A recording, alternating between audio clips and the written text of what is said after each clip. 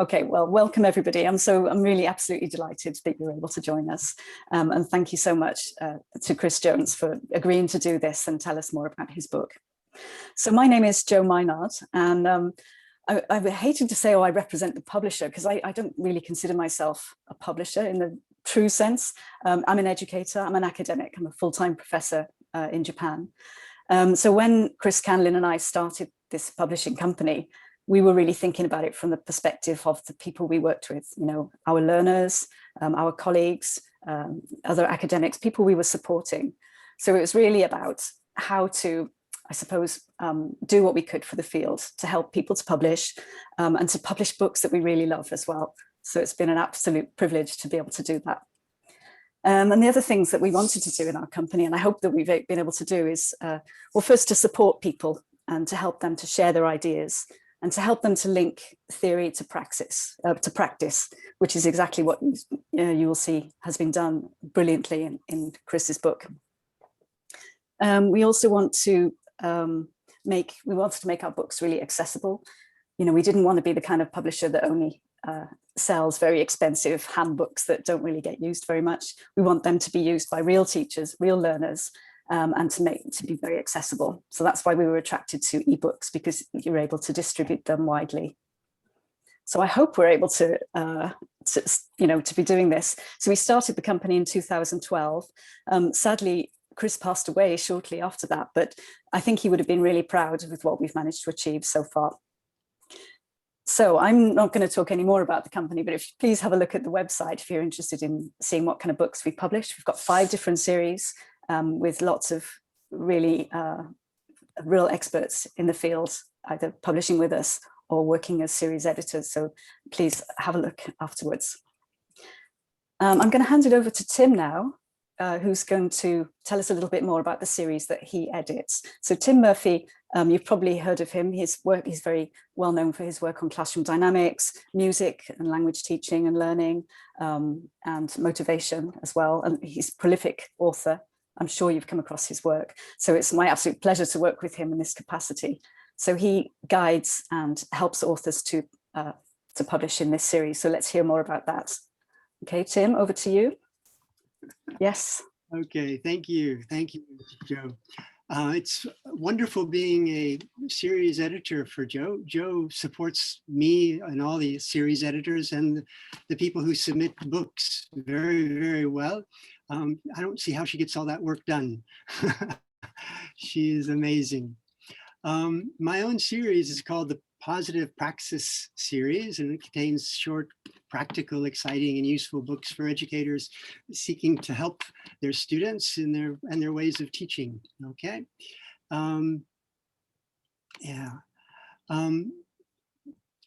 I focus on practice activities, procedures, and principles grounded in research that can create more profound learning in a variety of ways. Okay. And we have 3 books that are already published in the series. The first is, I'll show you a picture of it later on. And the second one is yours truly. And the third one, yeah, I'll be talking about them later. And there's 2 more that are forthcoming, that are in progress at the moment. Okay. And maybe Jo can share these slides with anybody who wants them afterwards. Okay. And you can read more as it goes along. The first book that came out in the center was by Christian Ludwig and Laurie Moore Walter on learner-controlled task for the autonomy classroom, a teacher's resource book. Okay, and I think it's in just one color, not various colors, but it's a really, really good book. And these are not just your everyday teaching task, okay, but rather they are co-constructed by the students themselves and self-regulated by their own means and decisions. The activities allow students to discover their own agency and autonomy and to expand upon them so that their self-regulation allows them to own activities. Okay, this is the foreword that I wrote for them, a short part of it. More recently, this resembles what I've been reading about the last couple of months. called Partnership Education by Rian Eisler, whose most famous book is The Chalice and the Blade from 1987, in which she first suggested partnership education, in which teachers and advisors don't dominate, but become partners with students to engage and inspire everyone's best possible, okay? And this is also important in the other two books in the series. This is the Yours Dearly, different versions there of pictures. The Voicing Learning book, it has the same 10 student voices that are heard through their writing of short paragraphs in 8 chapters talking about classroom activities. You don't really hear the teacher's voice. You hear what the teacher's been doing through the voices of the students, okay? And it allows them to express themselves and bond with their classmates using things like ideal classmates and action logging and songs and juggling and even their own research for a class publication. The novelistic voicing learning takes about half the book, and the other half are references and explanations for teachers about the activities. Okay. Yeah. And the third book is Christian's, and Christian's going to be talking about it. I cannot think of anything more liberating for my students than to have strategies that allow them to communicate and enjoy communicating and learn from communicating at the same time. And I think this book can greatly help teachers, help their students do all these things. I won't say more, and I'll leave it up to Christian to present his work in just a few minutes, okay? I think I only have 2 more little slides talking about in the In Progress books. I believe this group is from Turkey, is that right, Joe? Yeah, and it's the Personalized Learning Module, a collection of learning advising tools, and I look forward to working with all of them on this, okay? And the other book is from a PhD student, Soyham Tim. I don't know how to pronounce his last name, but he's a wonderful person. I mentored him a little bit on his PhD, and but he's turning it into a wonderful book, and we're looking forward to that. It's in progress. Okay, let me turn it. Let me see, is there anything else? The invitation to send in book proposals. If you have any ideas for a book, please do go to Canlin and Mynard's website. And let me just say, it's such a pleasure to work with Joe. It's a partnership model.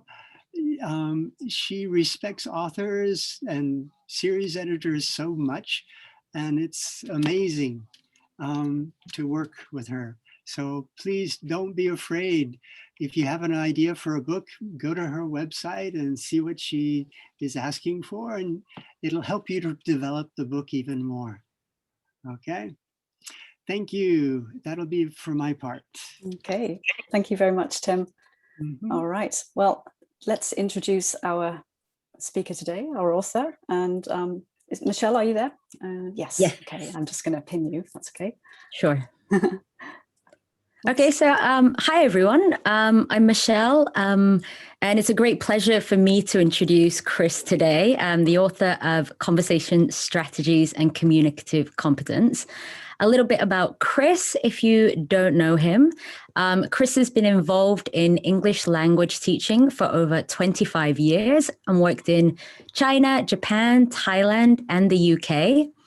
He has CELTA and Delta qualifications from Cambridge and a master's and PhD from the University of Nottingham. Currently, Chris is the academic lead for postgraduate programs in the School of Arts at the University of Liverpool. And his research interests are related to spoken language and include work on spoken corpora, lexis and lexicogramma, classroom applications of corpus data, and instructed second language acquisition. On a personal note, I'm really thrilled to be able to say that he was my lecturer and advisor during my undergraduate and postgraduate degree at the University of Central Lancashire. Chris's teaching and his guidance was honestly instrumental in my own teaching journey, probably because of all of his references, which have landed me some fantastic jobs. That or all of the bribes are working fantastically, so please keep it up, Chris. But seriously, he has been a wonderful teacher, a great supervisor and support for all these years. So it's my pleasure to introduce him today. Please welcome Chris Jones. So, yeah, the book is, as you know, Conversation Strategies and Communicative Competence. If you're on Twitter, by the way, my Twitter is there if you're interested. I've met, actually never face-to-face in many cases, many people via Twitter, and it's been a great professional kind of development tool for myself. If you want the slides afterwards, I think Joe will make them available, but if you want to get in touch, that's my Liverpool email. In case you're wondering about the cover, by the way, this is a picture of Mount Myoko in Niigata, Japan. Why did I choose that? There were two reasons, or actually three reasons. The first reason was this is where my wife's family, the area my wife's family come from, and I've often seen that mountain in the kind of near distance. Second, during lockdown, I think we were all thinking of places far away. And I had to come up with this cover in lockdown. So I needed something to remind me of places that were, you know, there. Third reason for older viewers and listeners, I wanted to get a kind of Echo and the Bunnymen feeling. If you know the group Echo and the Bunnymen, you might know what I mean. If you don't, just ignore that. Okay, so the aims of the talk today are just to explain briefly what do I mean by conversation strategies, to discuss why they're important. Obviously, I think they're important, otherwise I wouldn't have written a book about it. But anyway, I'm going to explain why I think they're important and just give you a little bit of a flavor of what the book is trying to achieve. Then, of course, we'll have plenty of time for questions at the end. Okay, so what are conversation strategies? They are ways to account for what competent speakers, and when I use the term competent speakers, of course, I'm talking about native speakers, but I'm also talking about learners who are proficient in some way, and speakers of English as a lingua franca. I'm not just talking about native speakers. These are what competent speakers do when they're having conversations, and we know this by looking at corpus evidence. So they can be divided into four main areas. Listenership. We know that when speakers are interacting, they are usually active and they show active listenership to each other. They do this in many ways, and we know common items that they use for this are things such as yeah, wow, that's interesting, etc. Speakers also manage the conversation as a whole, and they use various bits of language to do that.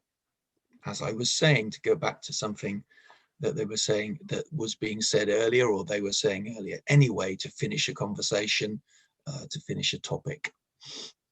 Speakers manage their own turns when they are speaking. They might use something like "I mean," to clarify what they've said, and then to signal that they want to add something more. They might just use a simple additive phrase like "and also" to show that they want to extend their turn.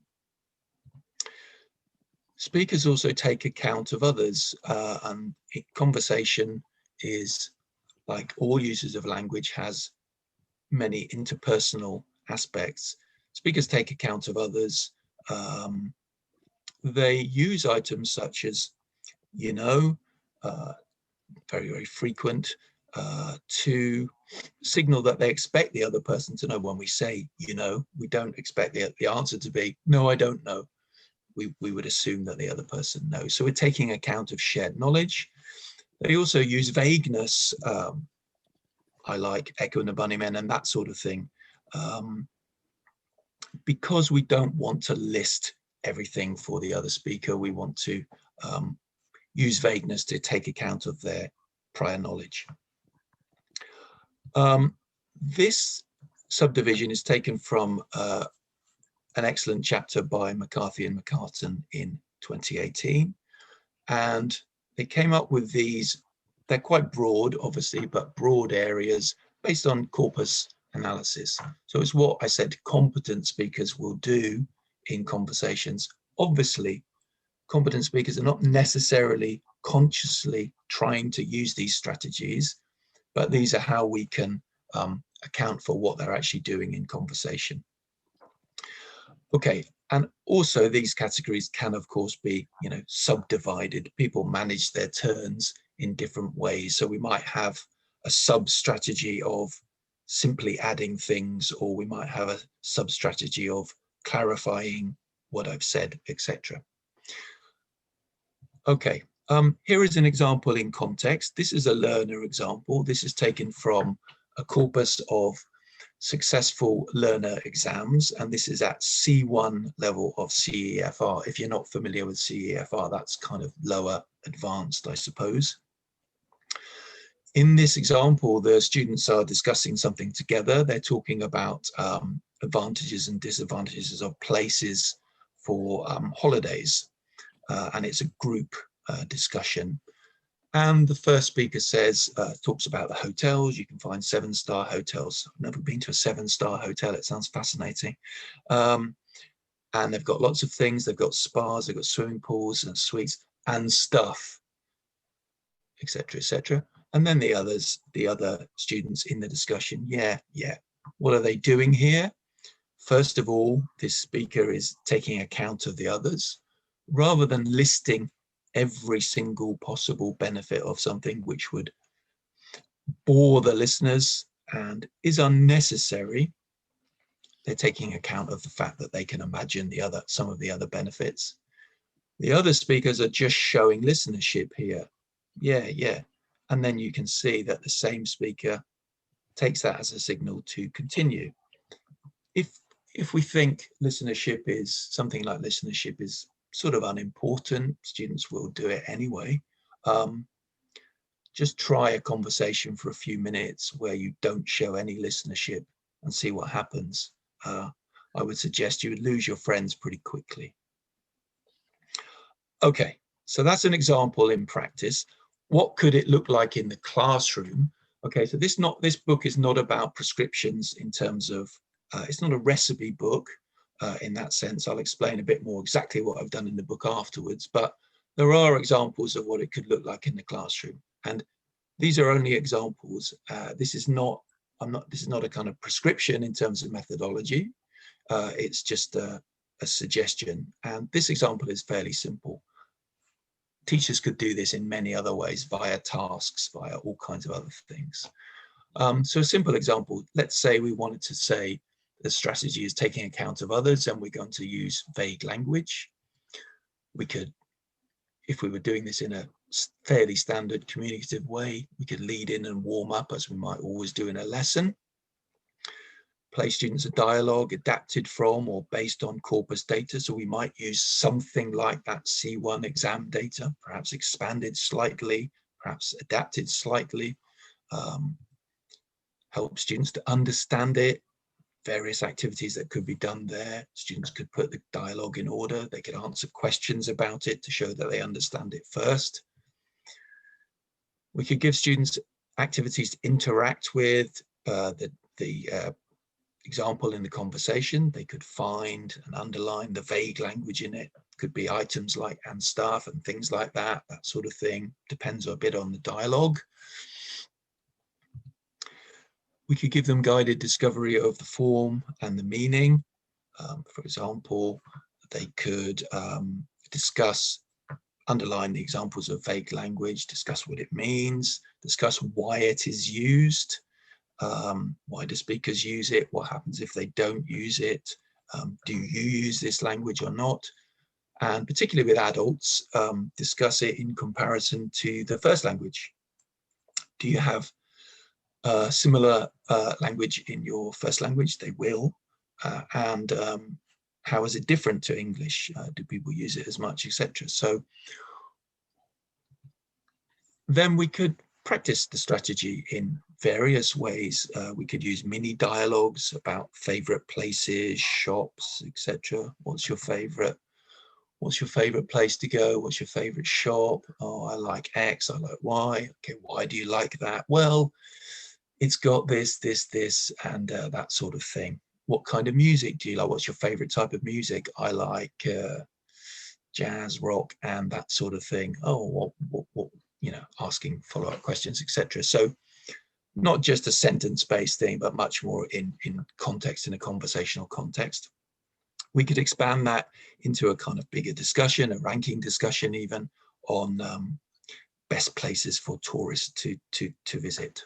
Okay, so that's, as I said, it's just one illustration.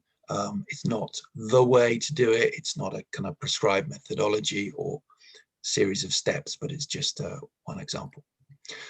Okay, so people often ask then, conversation strategies, are they the same as communication strategies? They're not identical, no. I don't mean this as kind of interchangeable with communication strategies. Those tend to be kind of broader. There are more categories usually listed. Communication strategies include things like circumlocution. So you talking around a word when you don't know it. The thing you open bottles with for bottle opener, for example. And it also includes things like gestures and mime when you're not sure about something. Communication strategies have typically been suggested as things that learners can use when they have problems or breakdowns in communication particularly. And Dornier, way back in '95, has a very, very long list of these. I won't go through them all, but they're references at the end. Of course, some conversation strategies will be achieved by various means. When people are showing listenership, they might say, yeah, that's interesting, etc. But they will also, of course, use body language, gestures, etc. I'm aware of that. But I'm very much interested in obviously the conversation strategies part. Okay. Why are they important? For many learners, conversation is a priority. And I would say that the perceptions of other people, other people's outside perceptions of speakers of a second language is also very much based on conversation. People don't say, do you know the past simple in English? They say, can you speak English? Or they don't ask, how many words do you know? They ask, can you speak French, German, Spanish, Thai, etc. But my experience, this may marry with your experience, is that it's often a priority for a number of learners. So it's important for them. Communicative approaches have been fantastic in terms of a development of methodology. They've given us lots of excellent things that we should not lose from teaching. Putting language in context, understanding form and function are just two. They've given us a repertoire of very interesting and useful and enjoyable activities. So that's only of benefit to us. At the same time, I think sometimes in communicative approach,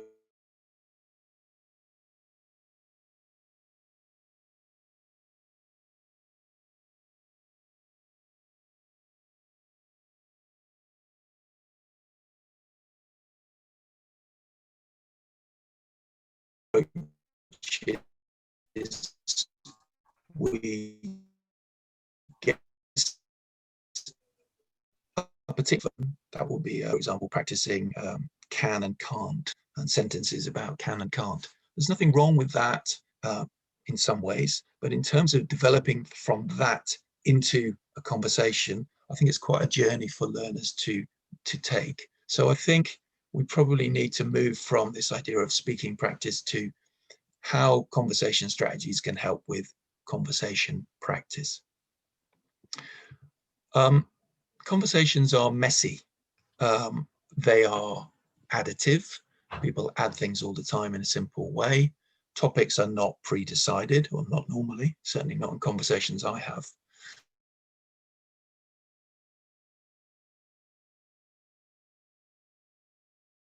to be.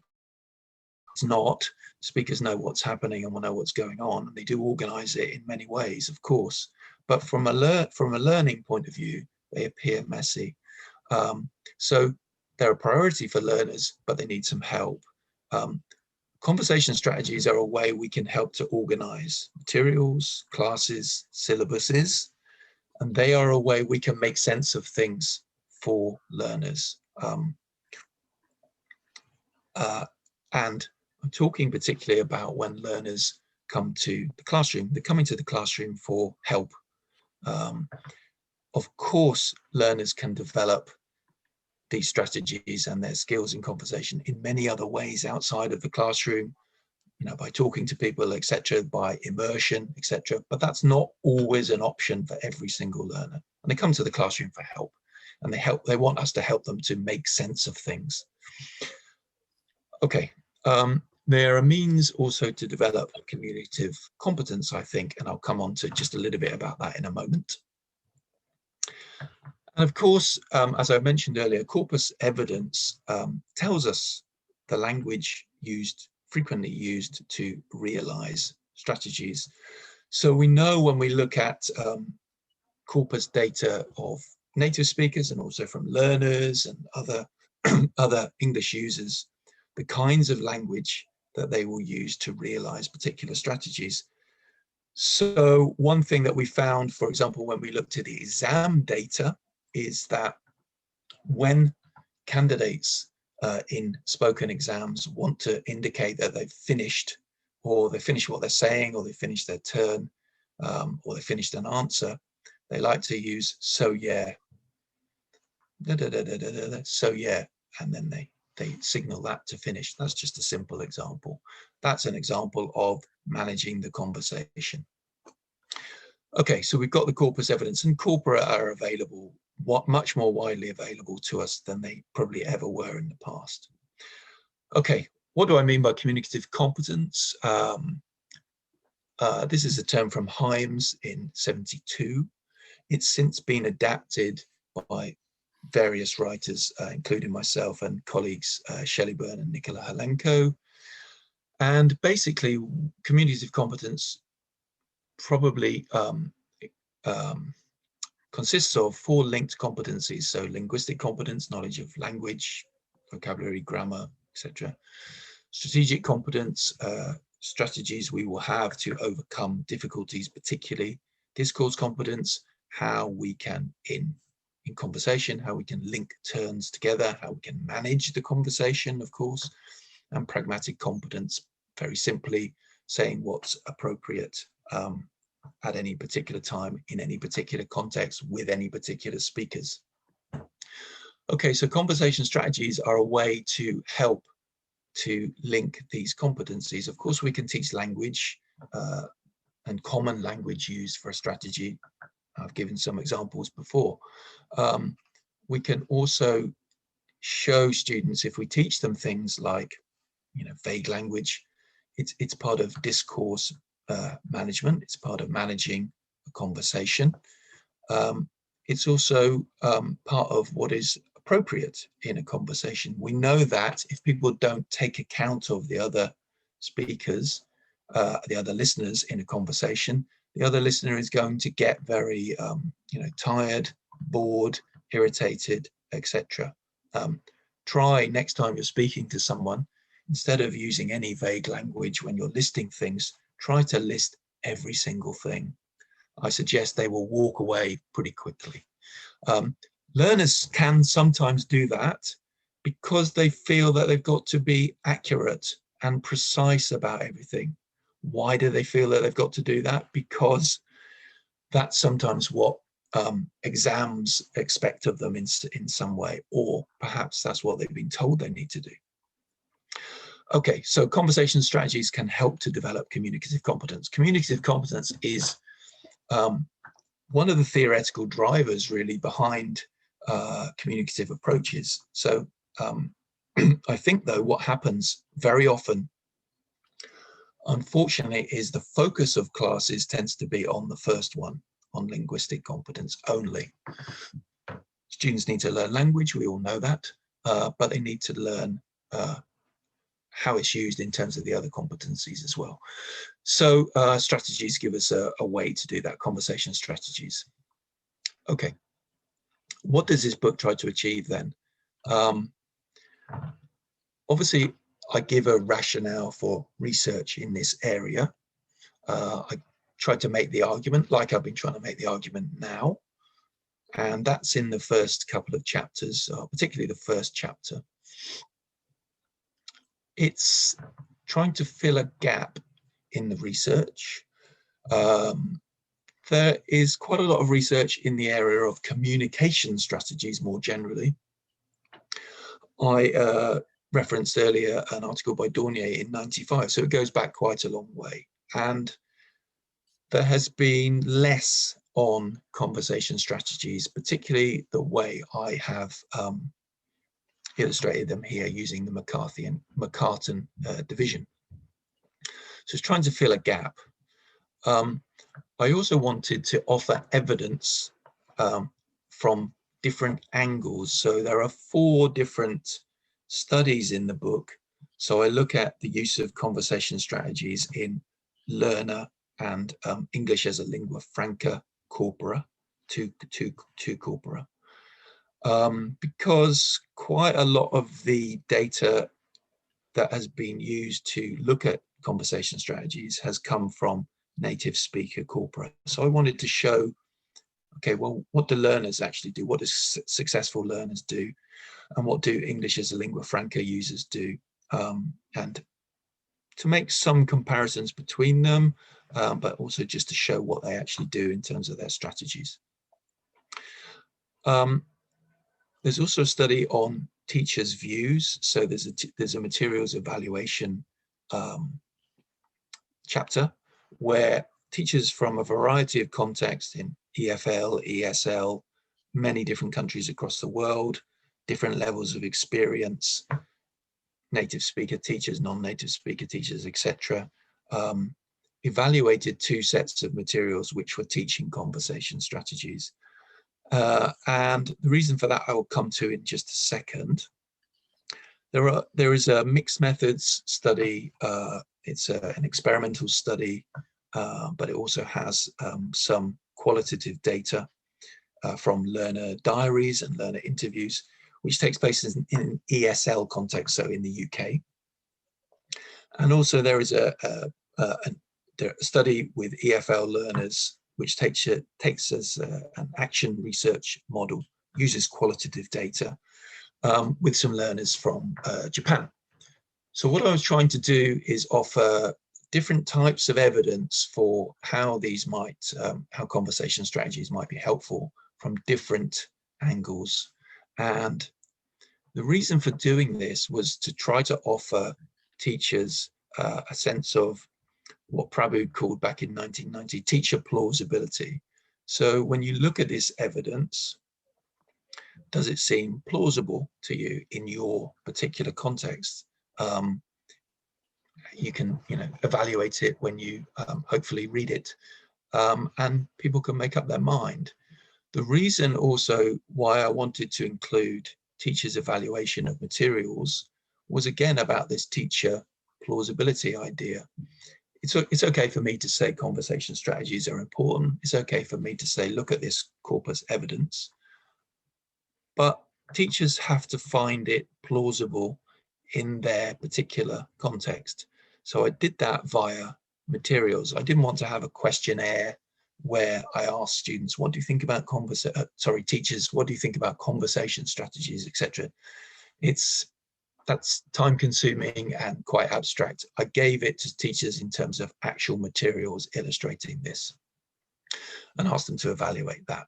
In terms of the ESL and EFL learners, they were taught, obviously, the conversation strategies, and the effects of that teaching are examined in different ways. In the ESL context, it's via tests and also via learner data from diaries and interviews, and with the EFL learners, it's via learner data, diaries and interviews. Okay, at the same time, I wanted to try to provide some examples of different research designs applied to the same area. for obvious reasons, in a research article, there's usually only one research design. What the book gave me the opportunity to do was to try to look at this in different ways, and hopefully it also will illustrate to people who are interested in research different ways you can investigate the same type of phenomenon. At the same time, in the book, I've left in examples of lesson procedures, examples of materials. So like I said, this is not a recipe book, and I didn't intend it to be a recipe book, but the procedures that are in there, the materials that are in there, teachers can look at, they can take, they can adapt, they can make sense of them in their own context, they can take the idea as they wish to, but they can do so alongside the evidence and think about it in terms of their own sense of teacher plausibility. Okay, here is at a glance what the book tries to achieve. So there's a preface by Tim and foreword by McCartan and McCarthy, a preamble by myself where I kind of talk about the original seed of the book. Maybe that will come up in the question and answers as well. A bit of an introduction. Chapter 1 gives the rationale, and then there are 4 studies, and then the conclusion gives implications for teaching and implications for further research. Okay, that's all I would like to say. Thanks for listening to me, and I'm very happy to answer questions. Those are the references that I've talked about, but you can see these at your leisure at a later date. Okay, great. So I will stop sharing and we'll go to questions. Yeah.